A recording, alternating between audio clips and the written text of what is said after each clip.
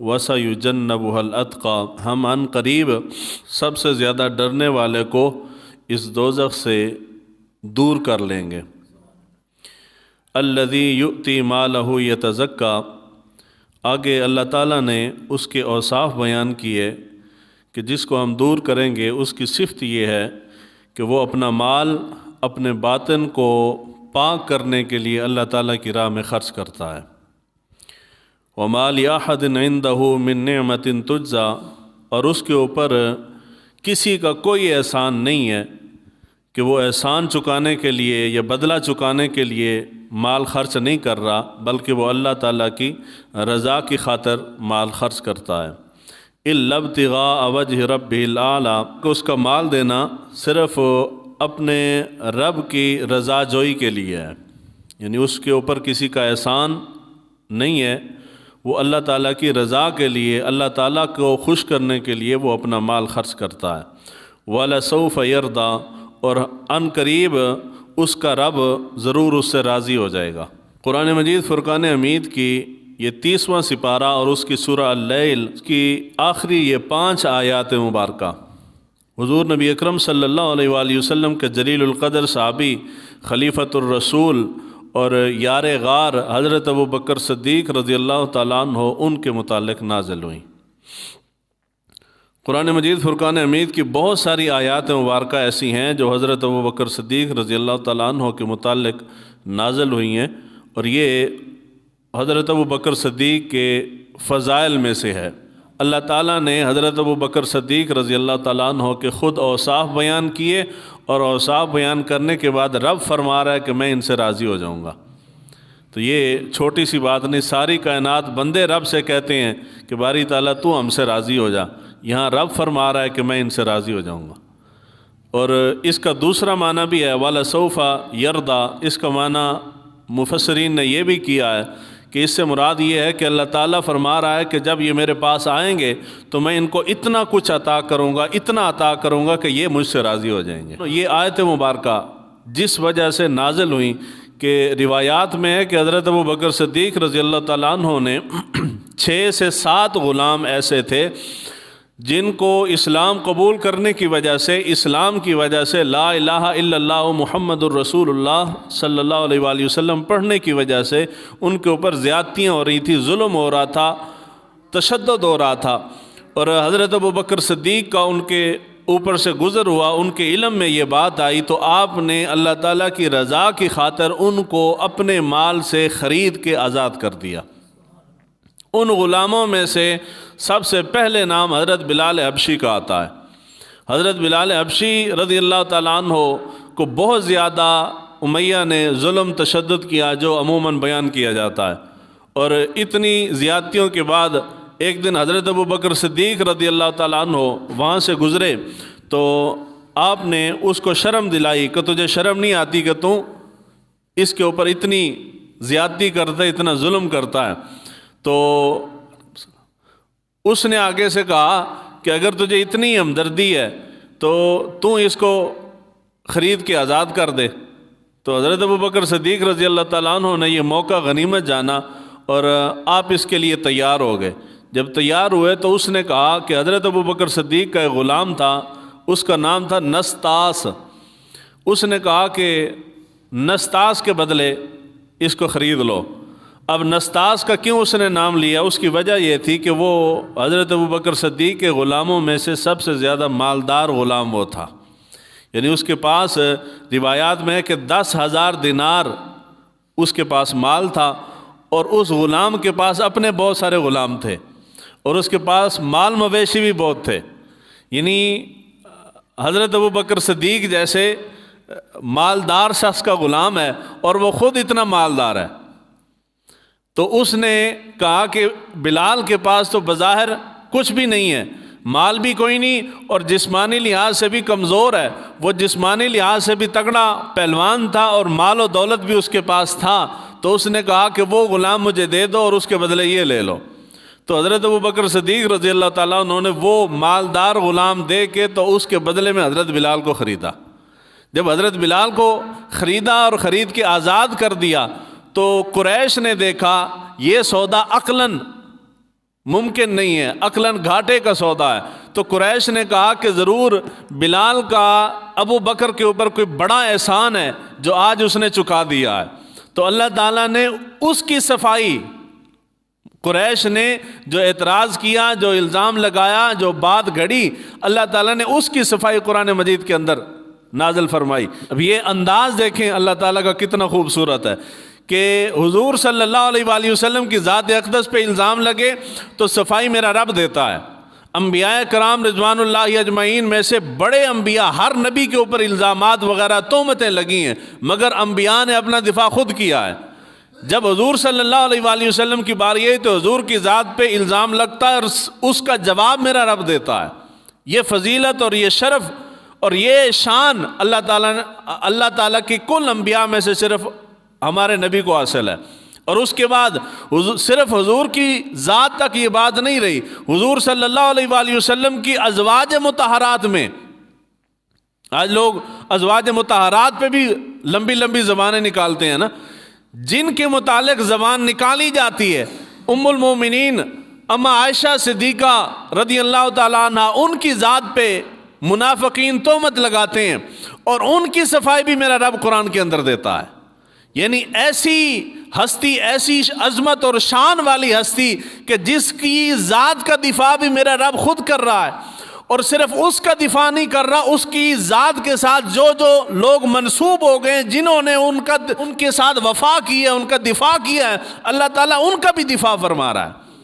یہ فضیلت اور یہ شرف جو ہے کائنات میں اور کسی کو حاصل نہیں۔ اللہ تعالیٰ نے حضور کا دفاع فرمایا، حضور کے ساتھ نسبت کی وجہ سے اللہ تعالیٰ نے اما عائشہ کا بھی دفاع قرآن کے اندر فرمایا، اور 9 آیات مبارکہ اما عائشہ کی صفائی میں اللہ تعالیٰ نے نازل کی ہے۔ اتنی فضیلت، اور پھر صرف اما عائشہ تک بات نہیں رہی، حضور صلی اللہ علیہ وآلہ وسلم کے اصحاب میں سے جس صحابی کے اوپر جو جتنا قریب تھا حضور کے ذات کے ساتھ، جس کے اوپر کوئی اس قسم کا وقت آیا تو اللہ تعالیٰ نے اس کی بھی صفائیاں دی ہیں، حالانکہ حضور صلی اللہ علیہ وآلہ وسلم بھی اس کا دفاع کر سکتے تھے، حضور ارشاد فرما دیتے بات ختم ہو جاتی، مگر نہیں، اللہ تعالیٰ نے حضور صلی اللہ علیہ وآلہ وسلم کے خلفاء کا بھی دفاع کیا ہے۔ اور حضرت ابوبکر صدیق، یعنی یہ ایک کوئی عجیب الزام یا کوئی بڑا الزام نہیں ہے، کوئی گھٹیا الزام نہیں ہے، ایک عام نارمل سی بات ہے کہ ممکن ہے بلال نے کوئی احسان کیا ہوگا تو ابوبکر نے وہ احسان چکایا، یہ چھوٹا سا ایسے اعتراض ٹائپ بات ہے، کوئی سیریس الزام نہیں، مگر اللہ تعالیٰ نے ابوبکر صدیق رضی اللہ تعالیٰ عنہ کی ذات پہ اتنا سا الزام بھی برداشت نہیں کیا، اللہ تعالیٰ نے اس کی صفائی قرآن میں دی ہے۔ تو جس ہستی کی عظمت اور شان یہ ہو کہ اس کی صفائیاں، اس کا دفاع اللہ تعالیٰ قرآن مجید فرقان حمید کے اندر کرے، تو اس ہستی کی عظمت اور شان کا عالم کیا ہوگا۔ اور اس زمانے میں اگر ہم بیٹھ کے ان ہستیوں کے اوپر انگلیاں اٹھائیں تو ہم جیسا بدبخت کوئی نہیں ہے۔ آپ حضرت ابوبکر صدیق کے فضائل کے اوپر احادیث مبارکہ پڑھیں تو آپ کو لگے گا کہ ساری فضیلتیں حضرت ابوبکر صدیق کے ان کو حاصل ہیں۔ اس کے بعد آپ حضرت عمر فاروق رضی اللہ تعالیٰ عنہ کے فضائل و مناقب کے اوپر احادیث مبارکہ اور قرآنی آیات پڑھیں تو آپ کو لگے گا کہ جی نہیں، ساری فضیلتیں ان کو حاصل ہیں۔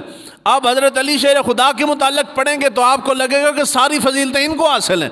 آپ حضرت عثمان غنی، حضرت عبداللہ بن مسعود، حضرت عبداللہ بن زبیر، حضرت عباس کے متعلق ان کی احادیث مبارکہ، ان کے فضائل کے اوپر پڑھیں گے تو آپ کو لگے گا کہ ساری فضیلتیں ان کے ساتھ ہیں۔ یعنی اللہ تعالیٰ نے حضور صلی اللہ علیہ وآلہ وسلم کی ذات کے ساتھ وفا کرنے والے صحابہ کو یہ مقام و مرتبہ عطا فرمایا کہ عقل انسانی یہ طے نہیں کر پاتی کہ ان میں سے اونچا کون ہے اور نیچا کون ہے۔ ہر صحابی نبی جو ہے وہ اپنی شان اور عظمت میں، اپنے مقام و مرتبے میں وراء الورا نظر آتا ہے، ایک دوسرے سے اونچا نظر آتا ہے، لیکن تعین کرنا ہے تو تعین وہ جو خلافت کی ترتیب ہے اسی ترتیب سے ہمارا ایمان اور یقین یہی ہے کہ ترتیب خلافت جو ہے ترتیب فضیلت بھی وہی ہے کہ انبیاء کرام کے بعد حضور نبی اکرم صلی اللہ علیہ وآلہ وسلم کے انسانوں میں حضور کے صحابہ افضل ہیں، اور صحابہ میں سب سے زیادہ افضل جو ہے وہ حضور صلی اللہ علیہ وآلہ وسلم کے جانثار حضرت ابوبکر صدیق افضل ہے۔ کیوں افضل ہے؟ اس لیے کہ حضور کے بعد حضور کے مصلی مبارک پہ حضرت ابوبکر صدیق بیٹھے ہیں، اس کے بعد حضرت ابوبکر صدیق کے بعد کون افضل ہے؟ حضرت عمر فاروق کی ذات افضل ہے۔ کیوں افضل ہے؟ اس لیے کہ حضرت ابوبکر صدیق کے بعد مصلی امامت پہ حضرت عمر فاروق بیٹھے ہیں۔ اس کے بعد حضرت علی شیر خدا کی ذات افضل ہے۔ کیوں افضل ہے؟ اس لیے کہ مصلی رسول پہ حضرت عمر کے بعد حضرت علی شیر خدا بیٹھے ہیں۔ ان کے بعد حضرت عثمان غنی افضل ہیں۔ کیوں افضل ہیں؟ اس لیے کہ ان کے بعد حضرت عثمان غنی بیٹھے ہیں۔ تو یہ ترتیب خلافت بھی ہے اور ترتیب فضیلت بھی ہے۔ بس بات یہی ختم ہو جاتی ہے۔ ہمارے زمانے میں بہت زیادہ دنگا فساد اور تفریق اور لڑائیاں اس بات پہ ہیں، ایک گروہ کہتا ہے کہ ابوبکر صدیق افضل ہے، دوسرا کہتا ہے حضرت علی شیر خدا افضل ہے۔ اس بات پہ لڑائیاں چل رہی ہیں اور بڑی سیریس لڑائیاں چل رہی ہیں، حتیٰ کہ لوگ ایک دوسرے کو کافر اور رافضی اور شیعہ اور خارجی اور پتہ نہیں کیا کچھ کہتے ہیں۔ مگر میری ایک چھوٹی سی گزارش ہے، جب کوئی بندہ کسی کے دو فریقین کے مابین فیصلہ کرتا ہے تو اس کی اپنی کو ویلیو حیثیت ہوتی ہے۔ مثال ہے، میری کسی بندے کے ساتھ لڑائی ہو گئی ہے تو میں اپنا کیس لے کے عدالت کے اندر جاتا ہوں، عدالت ہم دونوں کے مابین فیصلہ کرتی ہے تو عدالت کے پاس اتھارٹی ہے، وہ جو جج بیٹھا ہے اس کی اتھارٹی ہے، اس کی حیثیت ہے، ویلیو ہے، تبھی وہ میرے بیچ فیصلہ کر رہی ہے۔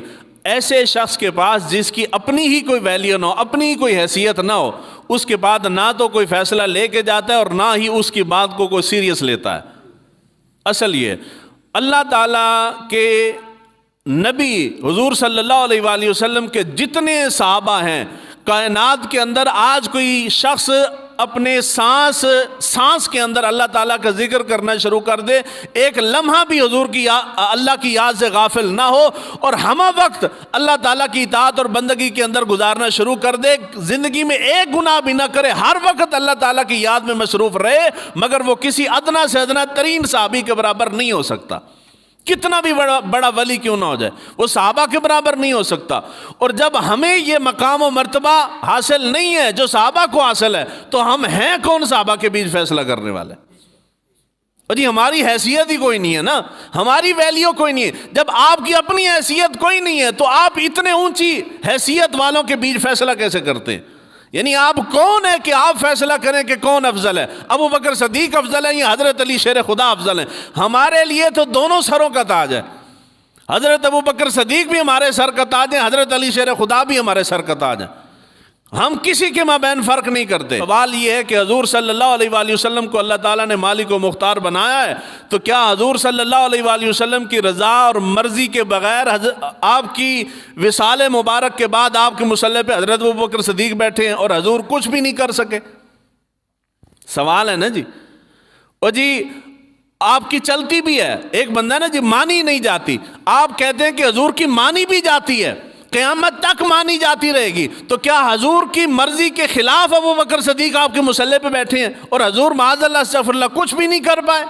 نہیں، حضور کی مصلی مبارک پہ حضرت ابوبکر صدیق بیٹھے ہیں تو اسی میں اللہ کی رضا بھی تھی اور اسی میں مصطفیٰ کی رضا بھی تھی، اور جتنے خلفاء بیٹھے ہیں یہ سارے کے سارے حضور صلی اللہ علیہ وآلہ وسلم کی رضا سے بیٹھے ہیں۔ ہمارا ایمان یہ ہے، اس لیے جب یہ کہہ دیتے ہو کہ اللہ تعالیٰ نے حضور کو مختار کل بنایا ہے تو پھر مانو کہ حضور کے بعد جو خلفاء آپ کے مصلی مبارک پہ بیٹھے ہیں یہ سارے حضور کی رضا سے بیٹھے ہیں۔ 5 آیات جو اللہ تعالیٰ نے نازل کی ہیں حضرت ابوبکر صدیق رضی اللہ تعالیٰ عنہ کے متعلق، اس کے اوپر ایک جملہ عرض کر رہا ہوں۔ ہم نیکیاں کرتے ہیں، بہت ساری نیکیاں کرتے ہیں، مگر ہمیں اس نیکی کا وہ ثمر نہیں ملتا جس کی ہم توقع کرتے ہیں۔ ثمر نہ ملنے کی بنیادی وجہ یہ ہے کہ ہم کرتے ہیں دکھلاوے کے لیے۔ اللہ تعالیٰ نے اب یہ دیکھیں نا، اللہ تعالیٰ نے حضور صلی اللہ علیہ وآلہ وسلم کے صحابہ میں سے حضرت ابوبکر صدیق کی ایک چھوٹی سی بظاہر ایک چھوٹی سی فضیلت کے اوپر قرآن کی 5 آیتیں نازل کر دی ہیں۔ کیوں نازل کر دی ہیں؟ اس لیے کہ اللہ تعالیٰ نہ تو شکل دیکھتا ہے، نہ کپڑے دیکھتا ہے، نہ لباس دیکھتا ہے، نہ چودراہٹ دیکھتا ہے، نہ کرسی اور عہدہ اور مکان دیکھتا ہے، رب دلوں کا حال دیکھتا ہے۔ دل کے اندر جو تقویٰ ہے رب وہ نیت دیکھتا ہے کہ کس نیت سے کیا جا رہا ہے۔ ایک بندہ ساری زندگی نماز پڑھتا ہے مگر لوگوں کے دکھلاوے کے لیے پڑھتا ہے اور اس کو کچھ نہیں پلے آتا، اور ایک بندہ آ کے خالصتاً اللہ تعالیٰ کی رضا کی خاطر ایک سجدہ کرتا ہے اور اللہ تعالیٰ بیڑے پار کر دیتا ہے۔ کیوں کر رہا ہے؟ اس لیے کہ اس نے خالصتاً رب کے لیے پڑھی ہے، اس نے لوگوں کے دکھلاوے کے لیے نہیں پڑھی۔ تو اللہ تعالیٰ نے حضور صلی اللہ علیہ وآلہ وسلم کے صحابی حضرت ابو بکر صدیق کی جو تعریف کی ہے وہ بنیادی تعریف کی ہی اسی لیے ہے۔ یہ جو بھی خرچ انہوں نے کیا یہ سارے کا سارا صرف اس لیے کیا ہے کہ وہ اللہ تعالیٰ کو راضی کرنا چاہتے ہیں، اور اس کے جواب میں اللہ تعالیٰ نے حضرت ابو بکر صدیق کو صلہ یہ عطا فرمایا کہ اللہ تعالیٰ نے فرمایا وَلَسَوْفَ يُؤْتِيكَ رَبُّكَ فَتَرْضَىٰ، آپ دیکھیں گے جب آپ میرے پاس آئیں گے تو ابو بکر تو پریشان نہ ہو، میں تجھے اتنا عطا کروں گا کہ تو بھی مجھ سے راضی ہو جائے گا۔ میں تو تجھ سے راضی ہوں ہی، مگر جب تو میرے پاس آئے گا نا تو تجھے اتنی فضیلت دوں گا کہ تو بھی راضی ہو جائے گا۔ تو عمل جو بھی کریں اس کے لیے شرط یہ، اگر آپ چاہتے ہیں کہ اس کا ثمر ملے، اس کا فائدہ ملے، تو پھر وہ لوگوں کے لیے واہ واہ کے لیے نہ کریں، جو بھی کرنا چاہتے ہیں وہ اللہ کی رضا کے لیے کریں۔ حدیث مبارکہ ہے، حضرت ابو ہریرہ بیان کرتے ہیں حضور صلی اللہ علیہ وآلہ وسلم نے ارشاد فرمایا میرے پاس ابھی جبرائیل امین آئے ہیں اور انہوں نے میرا ہاتھ پکڑ کے مجھے جنت کا دروازہ دکھایا ہے، جنت کا دروازہ دکھایا ہے، وہ دروازہ جس سے میری امت داخل ہوگی، میری ساری امت جس دروازے سے داخل ہوگی، جبرائیل امین نے مجھے وہ دروازہ دکھایا۔ حضرت ابو بکر صدیق وہاں بیٹھے تھے، انہوں نے کہا کہ یا رسول اللہ صلی اللہ علیہ وآلہ وسلم میری خواہش ہے کہ آپ کے ساتھ میں بھی دروازہ دیکھوں۔ یہ حدیث مبارکہ ابو داؤد شریف کی ہے، کمزور حدیث کوئی نہیں لاؤں گا، فضائل کے اوپر کمزور حدیثیں بہت زیادہ ہوتی ہیں، سیاستہ سے ہٹ کے حدیث نہیں سناتا آپ کو۔ تو حضرت ابو بکر صدیق نے کہا کہ یا رسول اللہ میری خواہش ہے کہ میں بھی دروازہ دیکھوں۔ تو حضور صلی اللہ علیہ وآلہ وسلم نے فرمایا کہ سنو، ابو بکر صدیق وہ میری امت کا پہلا شخص ہے کہ جو جنت میں داخل ہوگا۔ حضور نے فرمایا، جب حضور صلی اللہ علیہ وآلہ وسلم نے ابو بکر صدیق رضی اللہ تعالیٰ عنہ کو اپنے ساتھ بھی لٹایا ہے اور جنت کی بشارت بھی دے رہے ہیں، اور قرآن بھی، اللہ کا کلام بھی آپ کے فضائل بیان کر رہا ہے، تو کوئی شخص ان سے مرتبے میں بڑا ہو تو آ کے پھر وہ ان کی ذات کے اوپر تنقید کرے یا وہ موازنہ کرنے بیٹھے تو پھر بات سمجھ آتی ہے۔ جب اتنی فضیلت والا کوئی نہیں کائنات کے اندر تو پھر ان کی جب ذات مبارکہ کی بات ہے تو پھر زبان بھی بند رکھنی چاہیے، پھر بولنا نہیں چاہیے اس کے اوپر۔ اس کے بعد حدیث مبارکہ ہے، حضور نبی اکرم صلی اللہ علیہ وآلہ وسلم، حضرت ابو سعید خدری کہتے ہیں کہ حضور بیٹھے تھے، حضور صلی اللہ علیہ وآلہ وسلم نے ایک دن فرمایا کہ اللہ تعالیٰ نے اپنے ایک بندے کو یہ اختیار دیا کہ اگر وہ چاہے تو میرے پاس واپس آ جائے، اگر چاہے تو وہ دنیا میں رہے۔ اس بندے نے یہ بات اختیار کی کہ وہ اللہ تعالیٰ کے پاس رہنا چاہتا ہے۔ حضرت ابو بکر صدیق اور بھی صحابہ بیٹھے تھے، حضرت ابو بکر صدیق بھی بیٹھے تھے، حضور نے یہ ارشاد فرمایا تھا، حضرت ابو بکر صدیق زاروں قطار رونا شروع ہو گئے۔ صحابہ سارے پریشان ہیں، بات تو ایسی رونے والی کوئی نہیں ہے، تو یہ کیوں رو رہے ہیں؟ وہ بات ہمیں تب سمجھ آئی کہ جب حضور صلی اللہ علیہ وآلہ وسلم کا وصال مبارک ہوا، وہ جو حضور فرما رہے تھے تو اس سے مراد حضور صلی اللہ علیہ وآلہ وسلم کی اپنی ذات تھی کہ میں نے یہ طے کر لیا ہے کہ میں اپنے رب کے پاس رہوں گا۔ صحابہ کہتے ہیں کہ ہم نے یہ جانا کہ ہم میں سب سے زیادہ دین کا علم رکھنے والے اور دین کو سمجھنے والی ذات اگر کوئی ہے تو وہ ابو بکر صدیق کی ہے، کہ وہ بات جو ہمیں بہت بعد میں سمجھ آئی ہے، ابو بکر فوراً سمجھ گئے تھے کہ حضور کی مراد کیا ہے۔ اور حضور صلی اللہ علیہ وآلہ وسلم نے ارشاد فرمایا کہ بے شک اپنے مال اور اپنی رفاقت سے سب سے زیادہ جس نے مجھ پہ احسان کیا ہے وہ ابو بکر صدیق کی ذات ہے۔ اس کے بعد حضرت ابو درداء رضی اللہ تعالیٰ عنہ بیان کرتے ہیں، بخاری شریف کی حدیث مبارکہ بڑی قابل توجہ ہے۔ یہ اگر پلے باندھ لیں گے تو صحابہ کے متعلق جو دماغ کے اندر کوئی اگر وسوسہ آئے تو ٹھیک ہو جائے گا۔ حضرت ابو درداء بیان کرتے ہیں کہ حضور صلی اللہ علیہ وآلہ وسلم کے ساتھ ہم بیٹھے ہوئے تھے، صحابہ بھی بیٹھے تھے، اچانک ہم نے دیکھا کہ حضرت ابو بکر صدیق آ رہے ہیں اور انہوں نے اپنا کپڑا اٹھا رکھا ہے۔ اب پرانے وقت میں تہ بند باندھتے تھے تو انہوں نے تہ بند کا ایک پلو اٹھا رکھا تھا، حتیٰ کہ حضرت ابو درداء کہتے ہیں کہ جب وہ ہمارے پاس آئے تو انہوں نے اتنا اٹھا رکھا تھا کہ ان کا گھٹنا نظر آ رہا تھا، اتنا پلو اٹھا رکھا تھا۔ حضور صلی اللہ علیہ وآلہ وسلم کی نظر ابو بکر صدیق کے اوپر پڑی تو حضور نے فرمایا کہ تمہارے صاحب کسی سے جھگڑ کے آ رہے ہیں، کسی سے جھگڑ کے آ رہے ہیں، یعنی کسی سے لڑ کے آ رہے ہیں۔ حضرت ابو بکر صدیق آئے، حضور کے سامنے آ کے بیٹھ گئے، یا رسول اللہ صلی اللہ علیہ وآلہ وسلم میرے اور عمر کے بیچ تھوڑی جی چپ کلش ہو گئی ہے، آپس میں کوئی رنجش ہو گئی ہے، تو یا رسول اللہ میں اس لیے آیا ہوں کہ میری غلطی ہے، مجھے معاف کر دیں۔ یعنی صحابہ کا عمل دیکھیں، یہاں ایک بندے کی غلطی ہوتی ہے کوئی ماننے کو تیار نہیں، ہم ڈٹ جاتے ہیں، جی نہیں وہ مرد ہی کیا جو اپنی غلطی مان لے، ہم نے ڈٹ جانا ہے۔ حضرت ابو بکر صدیق جیسی ہستی، غلطی معلوم نہیں کس کی ہے، چھوٹی معمولی سی رنجش ہوئی ہے، اور وہ جلال میں حضور کے سامنے بیٹھ کے یا رسول اللہ مجھ سے غلطی ہوئی ہے اور میں نے عمر سے جا کے معذرت بھی کی ہے مگر عمر نے معاف نہیں کیا، تو یا رسول اللہ میں تسلیم کرتا ہوں غلطی مجھ سے ہوئی ہے۔ وقت گزرا، حضرت عمر فاروق نے سوچا کہ مجھ سے غلطی ہوئی ہے، انہوں نے مجھ سے معذرت بھی کی ہے تو مجھے ڈھیلا پڑنا چاہیے تھا۔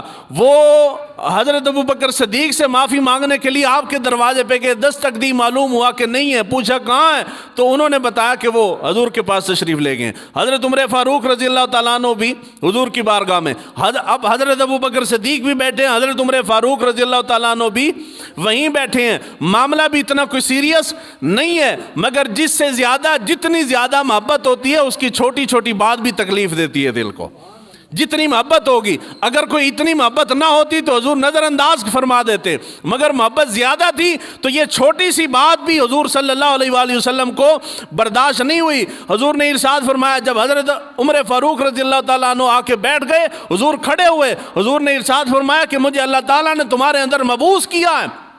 صحابی کہتے ہیں جلال سے حضور صلی اللہ علیہ وآلہ وسلم کا چہرہ ایسے چمک رہا تھا، سرخ ہو گیا۔ حضور نے فرمایا کہ اللہ تعالیٰ نے مجھے تمہارے اندر مبعوث کیا ہے اس حال میں کہ تم سب نے میرا انکار کیا۔ جب سب نے انکار کیا تھا اس وقت کھڑا ہو کے میری تصدیق کرنے والا ابو بکر تھا۔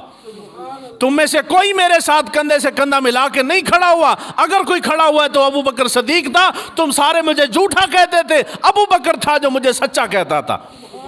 اور اس کے بعد حضور صلی اللہ علیہ وآلہ وسلم نے ارشاد فرمایا کہ اس نے اپنے مال اور اپنی جان کے ساتھ میرے ساتھ تعاون کیا، میرے اوپر احسان کیا۔ ابو دردہ کہتے ہیں اس دن حضور صلی اللہ علیہ وآلہ وسلم کا جو ہم نے جلال دیکھا، اس کے بعد کسی نے بھی حضرت ابو بکر صدیق کو ناراض کرنے کی غلطی نہیں کی۔ اتنا حضور کو حضرت ابو بکر صدیق سے پیار تھا۔ صحابہ ابو بکر صدیق کو ناراض کرنے سے ڈرتے ہیں، اور 14 صدیوں بعد آج بندے ابو بکر صحابہ سے بڑے آئے ہیں جن کو کوئی پرواہ نہیں کہ کون صحابی ناراض ہوتا ہے اور کون ناراض نہیں ہوتا۔ صحابی ڈر رہے ہیں کہ ابو بکر صدیق کو اگر ناراض کیا تو حضور ناراض ہو جائیں گے، اور حضور ناراض ہوں گے تو رب بھی ناراض ہو جائے گا۔ اور یہاں بندوں کو پرواہ نہیں ہے، یہاں ہر روز جلسے ہوتے ہیں، ایک بندہ بیٹھ کے یہ ثابت کر رہا ہے کہ ابو بکر صدیق زیادہ شان والے تھے، دوسرا جلسہ کر رہا ہے کہ نہیں علی شیر خدا شان والے تھے، تیسرا کہتا ہے نہیں عثمان غنی شان والے تھے۔ او اللہ کے بندے، عقل کو تو ہاتھ مارنا، تیری ویلیو کیا، کس بنیاد پہ تو فیصلہ کر رہا ہے کہ کون زیادہ شان والا تھا؟ ہمارے لیے تو بس یہ حکم ہے، جب نبی کے صحابہ کی بات آئی تو ہم خاموش ہو گئے، جی سارے صحابہ ہمارے سروں کا تاج ہے، ہم نے فیصلے کرنے ہیں۔ حضور صلی اللہ، صحابہ تو دور کی بات رہی، حضور صلی اللہ علیہ وآلہ وسلم نے عام بندے کے متعلق، آپ جیسا آپ کا بھائی بہن برادری میں سے رشتہ دار قریبی دشمن دوست کوئی بندہ فوت ہو جائے، حضور نے ارشاد فرمایا جب بندہ فوت ہو جائے تو اس کے متعلق غلط بات نہ کرو۔ آپ صحابہ کو عام بندے والا حق دینے کو بھی تیار نہیں ہے، یعنی اتنا حق بھی صحابہ کے متعلق۔ ان میں سے بہت سارے صحابہ ہیں پہلے دبی زبانوں میں بات کرتے تھے، اب کھل کے بات کرتے ہیں۔ اب لوگوں کی زبانیں لمبی، جب علم نہیں ہوتا تو بندہ بے باک ہو جاتا ہے، بے ادب ہو جاتا ہے، علم ہو تو بندہ محتاط ہوتا ہے۔ حضور صلی اللہ علیہ وآلہ وسلم کے صحابہ کے متعلق پہلے لوگ دبے لفظوں میں بات کرتے تھے، اب سوشل میڈیا پر آ پڑا ہے۔ جس بندے کو کچھ بھی نہیں آتا، جس کو وضو کرنا بھی نہیں آتا، نماز کے فرائض واجبات بھی نہیں آتے، اس کو استنجا کرنا بھی نہیں آتا ہوگا۔ یہاں ٹی وی کے اوپر میں نے مناظرہ دیکھا ہے، اور مناظر نے وہ کوئی اس طرح بڑے اچھل کے بات کر رہا تھا، اس نے کہا کہ تو مجھے صرف قرآن مجید سنا دے، تجھے قرآن آتا ہے؟ دونوں شیعہ تھے۔ اس نے کہا یہ نہیں کہتا کہ زبانی سناؤ، تو حافظ ہوگا زبانی سناؤ، انہوں نے قرآن مجید کھول کے اوپر دیکھ کے ہاتھ رکھ کے ایسے سنا، اور یقین مانے اس بندے کو اوپر سے دیکھ کے قرآن نہیں آیا۔ مگر ہم مناظر ہیں، ہم صحابہ کے فیصلے کر رہے ہیں، کون صحابی سچا ہے اور کون سے جھوٹا ہے۔ تو اللہ کا نام منو، جو تمہاری حیثیت ہے اس حیثیت پہ رہو۔ آخری جملہ عرض کر رہا ہوں، ہمارے محلے میں ایک بندہ تھا، پاگل تھا، مینٹلی درست نہیں تھا اس کا دماغ۔ وہ صبح نکلتا تھا فوجیوں والی ٹوپی پہن کے، تو فوجیوں کی وردی میں شاید اس کے بچپن کی خواہش ہوگی کہ میں فوجی بنوں، پر وہ خواہش پوری نہیں ہوئی، تو وہ نکلتا تھا تو لوگوں سے پیسے مانگتا تھا، جی 10 روپے دو 10 روپے۔ جو بندہ اس کو 10 روپے دے دیتا تھا، اس کو کہتا تھا کہ پتر جے میری فوج گل من لئی تو میں تیرا ویاہ کرا داں گا، میں تیرا ویاہ کرا داں گا۔ اب وہ تو پاگل تھا، لیکن یہ بات سمجھانے کے لیے اللہ تعالیٰ نے پاکستان میں عمران خان کو بھیجا ہے، جس نے آگے سمجھایا کہ وہ پاگل بالکل ٹھیک کہتا تھا، باتیں ساری پاکستان میں وہی ہوتی ہیں جو فوج کرتی ہے۔ جو بات سمجھانا چاہتا ہوں، اب اس پاگل کا فوج کے ساتھ کیا تعلق ہے؟ کچھ بھی نہیں۔ وہ کہہ رہا ہے، کوئی بندہ سیریس لیتا ہے؟ کوئی نہیں لیتا۔ میں پتہ جی دماغ کم نہیں کرتا۔ تو اس زمانے میں جو بندے صحابہ کے اوپر فیصلے کر رہے ہیں نا، ان کو اسی پاگل کے لیول پہ رکھے۔ اے جی پاگل ہیں، دماغ جو کام کوئی نہیں کرتا، یہ بولنے بس بولنے دیں، ان کو اسی پاگلوں والے کھاتے میں رکھیں۔ ان کی عقل نہیں ہے۔ جن کے پاس عقل ہوتی ہے وہ اپنے سے بڑوں کے متعلق بات کرتے ہوئے 1000 بار سوچتے ہیں۔ کوئی اپنے والد کے بارے میں بات نہیں کرتا، معلوم ہوتا ہے کہ میرا باپ غلط ہے، مگر صحابہ کا مقام و مرتبہ سب سے وراء الورا ہے، ان رشتہ داروں سے بھی وراء الورا ہے۔ اللہ تعالیٰ نے جب فرما دیا رضی اللہ عنہم ورضوا عنہ کہ میں ان سے راضی ہوں، جب رب ان سے راضی ہے تو ہمارے راضی ہونے یا ناراض ہونے سے ان کی ذات پہ فرق کوئی نہیں پڑتا۔ جب ہم صحابہ پہ تنقید کرتے ہیں تو ہم اپنی آخرت خراب کرتے ہیں، ان کا کچھ نہیں جاتا۔ اس لیے صحابہ کی بات آئے تو صحابہ کے صرف فضائل بیان کریں گے، صحابہ کے اوپر تنقید کرنے والا بالکل برداشت نہیں۔